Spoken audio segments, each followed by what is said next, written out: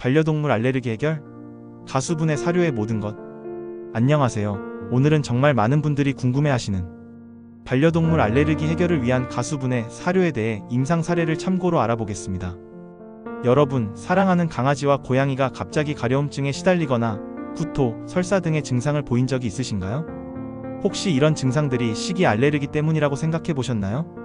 전 세계적으로 반려견의 약 15에서 20%, 반려묘의 약 10에서 13%가 식이 알레르기를 겪고 있다고 합니다. 더 놀라운 사실은 지난 10년간 이 수치가 무려 70%나 증가했다는 점이죠. 저와 함께 반려동물에 대한 다양한 데이터 정보를 함께 공유해 보시죠. 키우고 계신 반려동물에게 가수분해 사료를 급여할 생각이 있으신가요? 이미 시도해 보셨다면 어떤 경험이었나요? 아마도 시청자님께서는 오늘 영상에서 다루는 여러 사례 중 한 경우에 해당되실 수도 있으니 끝까지 잘 시청해 보세요. 여러분의 반려동물 건강 및 생활 관리에 큰 도움이 될 수 있을 겁니다. 가수분해 사료는 2000년 초반부터 본격적으로 반려동물 식이 알레르기 치료법으로 주목받기 시작했는데요. 오늘은 이 특별한 사료가 어떻게 우리 반려동물들의 알레르기 문제를 해결해 줄 수 있는지 자세히 알아보겠습니다. 지난주 박서연 님이 저희에게 문의를 주셨습니다. 안녕하세요. 저희 슈나우저 초코가 최근 계속 극적거리고 발을 핥는 증상이 있어요. 동물병원에서는 식이 알레르기 가능성이 있다고 하면서 가수분해 사료를 권해주셨는데 가격이 너무 비싸서 고민이에요. 정말 일반 사료와 다른 효과가 있을까요? 이런 질문은 정말 많은 반려인들이 갖고 있는 고민입니다.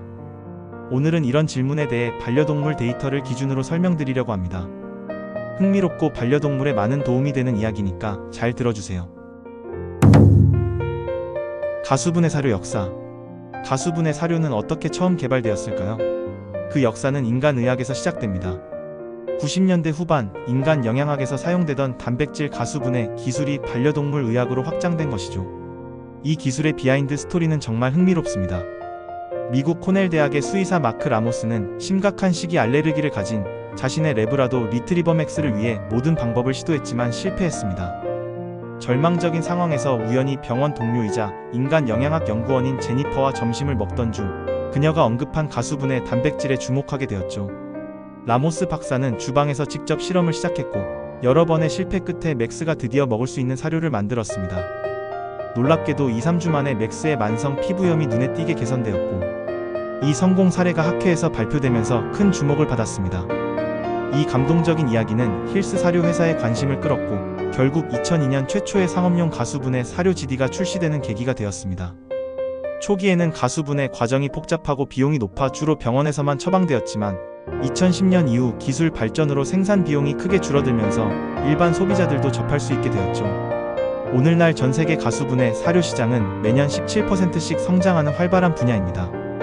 실제로 마크 라모스 박사의 실험 노트를 바탕으로 만들어진 초기 가수분해 사료 레시피는 수의학 교과서에도 실려 있습니다. 그리고 맥스는 이 혁신적인 사료 덕분에 건강을 회복해 무려 14세까지 살았다고 합니다. 한 수의사의 반려견을 향한 사랑이 수많은 동물들의 생명을 구하는 혁신으로 이어진 감동적인 이야기죠. 오늘날 매년 약 300만 마리의 반려동물이 이 기술 덕분에 고통에서 벗어나고 있습니다. 사람 음식과 반려동물의 알레르기 연관관계. 혹시 우리 강아지가 내가 먹는 음식 때문에 알레르기가 생긴 걸까요? 이 질문은 매우 타당합니다. 사실 미국 수의학협회 데이터에 따르면 반려동물 식이 알레르기의 약 35%가 사람 음식을 나눠 먹은 후 발생한다고 합니다. 우리 반려동물들은 소화 시스템이 사람과 다릅니다. 인간에게 안전한 식품이라도 반려동물에게는 강력한 알레르겐이 될 수 있어요. 특히 밀, 유제품, 닭고기, 소고기는 반려동물에게 가장 흔한 알레르기 유발 식품입니다. 더 놀라운 것은 지속적인 노출이 알레르기를 유발할 수 있다는 점입니다. 즉, 오랫동안 같은 단백질 공급원에 노출되면 시간이 지남에 따라 알레르기가 발생할 확률이 높아집니다. 이것이 바로 회전식 식단이나 가수분해 사료가 권장되는 이유입니다. 가수분해 사료와 식이 알레르기의 연관관계. 그렇다면 식이 알레르기가 있는 반려동물에게 적절한 대안은 무엇일까요? 여기서 가수분해 사료의 과학적 원리가 중요합니다. 가수분해 사료는 단백질을 효소를 사용해 아미노산이나 매우 작은 펩타이드로 분해합니다. 단백질 분자 크기가 1만 달톤 이하로 작아지면 면역체계가 이를 알레르겐으로 인식하지 못하게 됩니다. 이것이 바로 마법과도 같은 비결입니다. 유럽 수의학 저널에 발표된 연구에 따르면 식이 알레르기가 있는 반려동물의 약 80에서 90%가 가수분해 사료로 증상이 개선되었습니다. 가려움증, 피부염, 소화기 문제 등의 증상이 통상 2-3주 내에 눈에 띄게 줄어들었죠. 식이 알레르기는 완치보다는 관리가 중요한 만성 질환입니다. 가수분해 사료는 알레르기 증상을 완화하면서 필요한 영양소를 공급하는 가장 효과적인 방법 중 하나입니다. 가수분해 사료가 필요한 개와 고양이 품종 탑5. 내 반려동물도 가수분해 사료가 필요할까요? 모든 품종이 식이 알레르기에 취약한 것은 아니지만 특별히 주의가 필요한 품종들이 있습니다.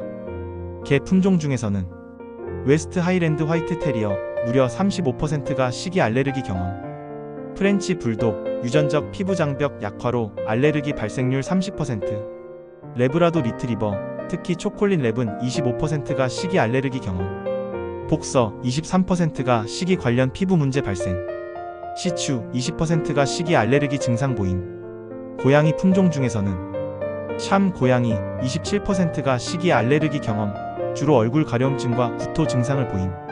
스핑크스 23%가 식이 알레르기 보임, 특히 피부 발진과 과도한 그루밍이 두드러짐. 렉돌 21%가 알레르기 증상 발현, 소화기 증상과 귀 염증이 주요 특징. 러시안 블루 알레르기 발생률 18%, 호흡기 문제와 구토가 흔함. 버미즈 15%가 식이 알레르기 경험, 두드러기와 소화불량이 주요 증상. 만약 이런 품종을 키우고 계시다면 특별한 주의가 필요합니다. 가수분해 사료와 저알레르기 사료 차이점. 모든 알레르기 사료가 같을까요? 절대 그렇지 않습니다. 가수분해 사료와 저알레르기 사료는 확연히 다릅니다. 저알레르기 사료는 일반적으로 알레르기를 덜 유발하는 단일 단백질 공급원인 오리, 사슴, 토끼 등을 사용합니다. 이는 알레르기 원인을 찾는 제거 시기에 유용하지만 이미 해당 단백질에 알레르기가 있다면 효과가 없습니다. 반면 가수분해 사료는 단백질 자체를 변형시켜 크기를 줄여 면역계가 인식하지 못하게 합니다. 이론적으로는 어떤 단백질에 알레르기가 있더라도 효과가 있죠. 가격 측면에서는 가수분해 사료가 보통 50에서 70% 더 비쌉니다. 그러나 심각한 알레르기가 있는 반려동물에게는 가수분해 사료가 더 효과적이고 경미한 알레르기나 식이, 민감성이 있는 경우에는 저알레르기 사료가 적합할 수 있습니다. 데이터로 설계된 사료 영양성분 분석. 가수분해 사료는 영양적으로도 좋은 선택일까요? 가수분해 과정에서 영양소 손실이 우려될 수 있지만 최신 데이터에 따르면 그렇지 않습니다. 글로벌 수의 영양학 데이터베이스 분석 결과 현대 가수분해 사료는 영양소 균형이 일반 프리미엄 사료에 비해 동등하거나 더 우수합니다. 가수분해 과정에서 손실된 영양소는 정밀하게 보충됩니다. 특히 주목할 점은 오메가3, 오메가6 지방산 비율입니다. 가수분해 사료는 일반 사료보다 이상적인 오메가3 대 오메가6 비율을 약 1대5를 유지하여 염증 감소에 도움을 줍니다. 또한 현대 가수분해 사료는 생체 이용률이 높아 소화 효율이 좋습니다. 호주 수의대학 연구에 따르면 소화 흡수율이 일반 사료보다 약 15에서 20% 높았습니다. 이는 영양소 활용도가 높다는 의미이며 결국 배변량도 감소합니다. 가수분해 사료가 면역력에 미치는 영향. 장기적으로 먹이면 면역력에 문제가 생길까요? 이는 많은 반려인들의 걱정입니다. 긴 답변보다 명확한 데이터를 살펴보겠습니다. 미국 수의내과 학회의 5년 추적 연구에 따르면 가수분해 사료를 장기간 급여한 반려동물 그룹과 일반 고급 사료를 급여한 대조군 사이의 면역 기능 차이는 없었습니다. 오히려 알레르기가 있는 반려동물은 가수분해 사료 섭취 후 염증 마커가 유의미하게 감소했습니다. 이는 면역 시스템이 과잉 반응하지 않고 정상화되었음을 의미합니다. 장내 미생물 총 측면에서는 초기 사육주의 다양성이 일시적으로 감소할 수 있으나 3개월 이후에는 유익균의 안정적인 증가가 관찰되었습니다. 특히 항염증 특성을 가진 팍테로이데스와 같은 유익균이 증가하는 경향을 보였습니다. 가수분해 사료 글로벌 제조회사 탑5. 가장 유명한 브랜드는 어디일까요? 현재 글로벌 시장에서 인정받는 가수분해 사료 제조사 탑5를 소개합니다. 로얄 캐닌, 수의사들이 가장 많이 추천하는 브랜드로 엔티 알레르기 라인은 가수분해 정도가 가장 높은 제품 중 하나입니다. 특히 하이포알레르제닉 라인은 분자량이 1000 달톤 이하로 가장 작은 크기를 자랑합니다. 힐스 사이언스 다이어트 GD 시리즈는 완벽한 가수분해와 함께 항산화제가 강화되어 있습니다. 특히 피부 장벽 강화에 초점을 맞춘 제품이 특징입니다. 퓨리나 프로플렌 베터니어리 다이어트 HA 시리즈는 중간 정도의 가수분해, 단백질을 사용하면서도 가격 경쟁력이 있어 인기가 높습니다. 특히 소화기 건강을 위한 프리바이오틱스 첨가가 특징입니다. 유칸루바 유럽에서 시작된 브랜드로 센시티브 라인은 가수분해, 단백질과 함께 특허받은 피부 보호 복합체를 함유하고 있습니다. 특히 피부 알레르기에 효과적입니다. 블루 버팔로 천연 원료를 강조하는 미국 브랜드로 베이직스 HF 라인은 고품질 가수분해 연어 단백질을 사용합니다. 특히 트루 솔루션 시리즈는 프리바이오틱스, 프로바이오틱스와 가수분해, 단백질을 결합하여 소화기와 면역 건강을 동시에 지원하도록 설계되었습니다.